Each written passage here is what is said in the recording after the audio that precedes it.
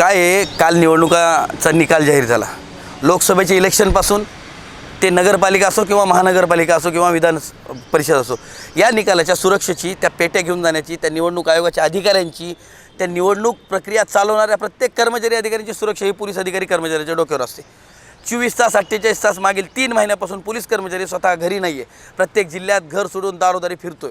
आणि काल ताशी निदर्शनात गोष्ट आली की निवडणूक आयोगाच्या काही ठिकाणी पोलीस अधिकारी कर्मचारी यांना 500 रुपयाचं भत्ता देण्यात आला. ही लाच काढली आहे पोलिसांची. हा शर्मनाक गोष्ट केली. त्यामुळे सोशल मीडियावर तीव्र संताप पोलीस डिपार्टमेंटकडून आमच्या होत आहे.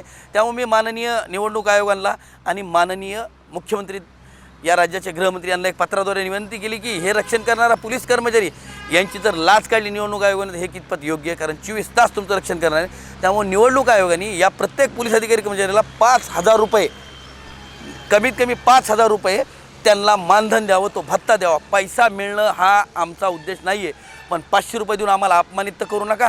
कारण 26/11च्या हल्ल्यापासून देशाच्या सीमेवर असण्यापर्यंत निवडणूक प्रक्रिया पार पाडण्यापर्यंत सगळ्यात महत्त्वाची जिम्मेदारी पोलीस करतोय. जर आम्हाला 5,000 रुपये पोलीस अधिकारी कर्मचाऱ्यांना मानधन दिलं नाही तर मी न्यायिक गोष्टी सांगतो, मी शासनाच्या समितीवर पण आहे, मी जिम्मेदार व्यक्ती आहे. म्हणून सांगतो की मी सोमवारनंतर निवडणूक आयोगाच्या मुंबईच्या कार्यालयावर महाराष्ट्रातील हजारो पोलीस बॉईज संघटनेचे पदाधिकारी लाईन बॉईज घेऊन मी उपस्थित राहीन. काय करणार आहे हे तुम्हाला मीडियाद्वारे सांगणार नाही, पण मी विनंती करतो की त्या पोलीस अधिकारी कर्मचाऱ्यांचं मानधन 5,000 द्यावं.